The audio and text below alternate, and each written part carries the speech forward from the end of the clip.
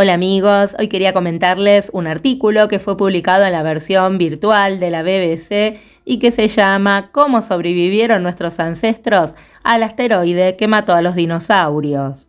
A través de la oscuridad, la ceniza y el calor mortal, un diminuto animal peludo se escabulle por el paisaje infernal que dejó el peor día para los seres vivos en la historia de la Tierra.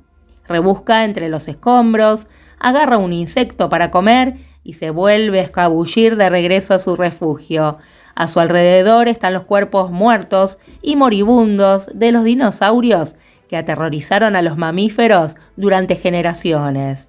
Estas fueron las primeras semanas y meses después de que un asteroide de 10 kilómetros de ancho chocara contra la costa del actual México con la fuerza de más de 1.000 millones de bombas nucleares, poniendo fin al Cretácico de una manera espectacular.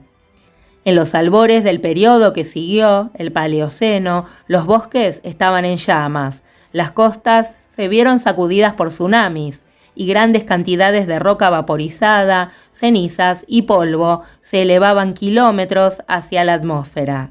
Pero este mundo no estaba desprovisto de vida. Entre los supervivientes estaba el primate más antiguo conocido, Purgatorius, que parecía un cruce entre una musaraña y una ardilla diminuta.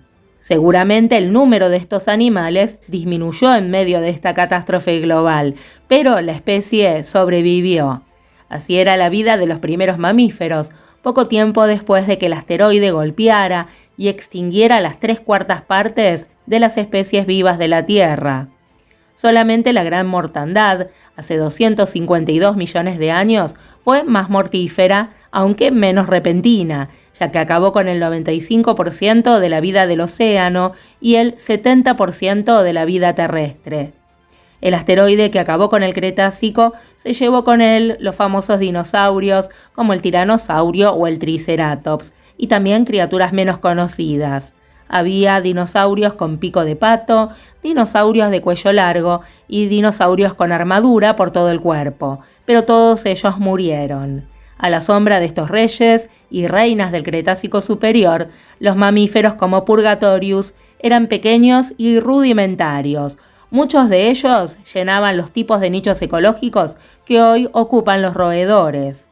¿Cómo fue que este grupo diverso de criaturas, aparentemente vulnerables, incluidos nuestros antepasados, sobrevivieron al día del juicio final? Esta es la pregunta que Steve Brusatte, autor del Ascenso y Reinado de los Mamíferos, y sus colegas de la Universidad de Edimburgo han estado investigando. Algo que ellos enfatizan es que el día que golpeó el asteroide fue un día muy malo para cualquier cosa que estuviera viva, incluyendo a los mamíferos, a las aves, que son dinosaurios aviares, y los reptiles. Este no fue un asteroide normal, era el asteroide más grande que ha golpeado la Tierra en por lo menos los últimos 500 millones de años.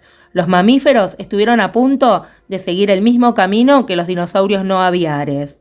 Había mucho que perder, ya que en el Cretácico superior había una diversidad sorprendentemente rica de mamíferos. Muchos de ellos eran estas pequeñas cosas insectívoras que estaban en los árboles o excavando. Sin embargo, no todos eran comedores de insectos. También estaban los misteriosos multituberculados, llamados así por los peculiares nódulos en sus dientes. Tienen estos dientes en bloque con muchas protuberancias en ellos y adelante tenían un diente con forma de cuchilla, que prácticamente es como una sierra. Comían frutas, nueces y semillas. También había carnívoros. Uno de los más grandes de la época era Didelphodon, un pariente marsupial que pesaba unos 5 kilos, prácticamente el tamaño de un gato doméstico. Por su cráneo y anatomía dental tenía una mordida realmente poderosa, por lo que definitivamente es un carnívoro. Probablemente trituraba huesos. Gran parte de esta diversidad se perdió cuando el asteroide golpeó. Alrededor de 9 de cada 10 especies de mamíferos se extinguieron, lo que brindó una oportunidad sin precedentes para los que sobrevivieron. Imagina que sos uno de estos diminutos ancestros, del tamaño de un ratón, una pequeña cosita que se esconde en la sombra, y soportás este momento de la historia de la Tierra. De repente los dinosaurios desaparecieron y el mundo está abierto para todo. Esta extinción masiva sentó las bases para una gran profusión, una gran diversificación, que finalmente dio lugar a las ballenas azules, los guepardos, los lirones, los ornitorrincos y nosotros. Pero primero hay un pequeño problema. Los bosques del mundo habían sido arrasados por incendios y el cielo estaba tapado de ceniza, lo que ahogaba la luz del sol e impedía que las plantas llevaran a cabo la fotosíntesis. Los ecosistemas se estaban derrumbando como castillos de naipes. La superficie de la Tierra se calentó más que un horno, en un torbellino de pulsos de calor, y después de esto llegó un invierno nuclear en que las temperaturas promedio cayeron 20 grados durante más de 30 años. Muchos de los depredadores más peligrosos de los mamíferos habían desaparecido, pero el mundo también era muy hostil a la vida. Entonces, ¿qué hicieron los mamíferos? Los modestos tamaños corporales de los mamíferos, previamente limitados por la competencia y la depredación de los dinosaurios, se convirtieron en una ventaja para la fauna del desastre. Estos mamíferos probablemente se veían y actuaban como un ratón o una rata. Ahora, en este nuevo y valiente mundo, proliferaban porque se adaptaban muy bien a estas condiciones realmente catastróficas, justo después del impacto.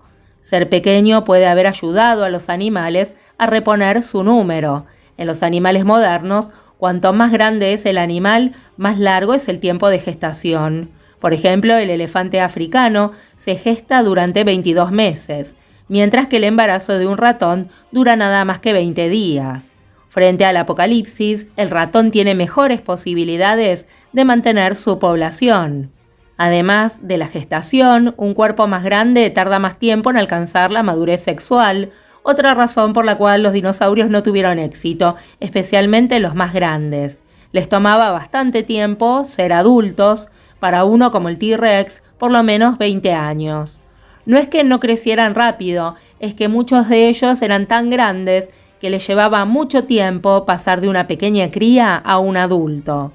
Otro motivo por el que los mamíferos sobrevivieron a las secuelas del asteroide surge de las formas corporales, tan extrañas que se observan en el Paleoceno y más allá. Por ejemplo, analizaron los huesos del tobillo, que son muy duros y se conservan bien, para ver cuán similares eran entre sí los mamíferos del Paleoceno temprano y los mamíferos vivos en la actualidad.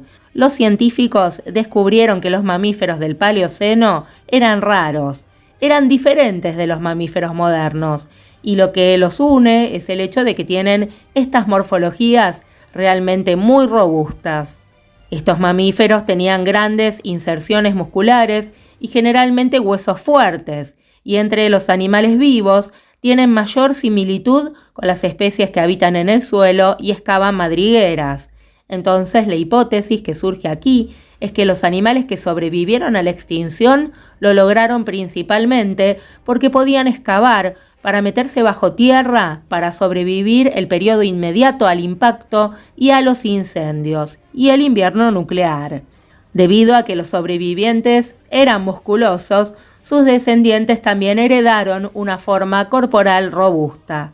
Podés verlo en un periodo de 10 millones de años durante el Paleoceno. Incluso para ser un animal que vive en los árboles, seguían siendo bastante fornidos. Sabemos que hubo un colapso de los bosques y que todos estos animales que vivían en los árboles ya no tenían un hábitat.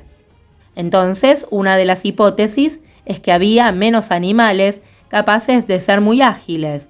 Al investigar los huesos del oído interno de los mamíferos de esta época, tratan de ver si esto apoya la idea de una vida subterránea después del asteroide. El oído interno es crucial para el equilibrio, por lo que si un animal está adaptado para hacer movimientos ágiles y afinados, esto se refleja en la estructura de estos delicados huesos. Sin embargo, si eran excavadores corpulentos, esta agilidad no hubiera sido necesaria. El asteroide destruyó la mayoría de las plantas vivas, el primer eslabón de muchas cadenas alimentarias en la Tierra. Los mamíferos generalistas, que tenían la capacidad de comer cualquier cosa, tuvieron más éxito que aquellos que tenían una dieta muy específica. Los animales que superaron la extinción sobrevivieron básicamente por no estar demasiado especializados. Por ejemplo, Didelphodon, este pariente marsupial carnívoro del tamaño de un gato, se alimentaba de animales que eran pocos y distantes entre sí luego de la extinción.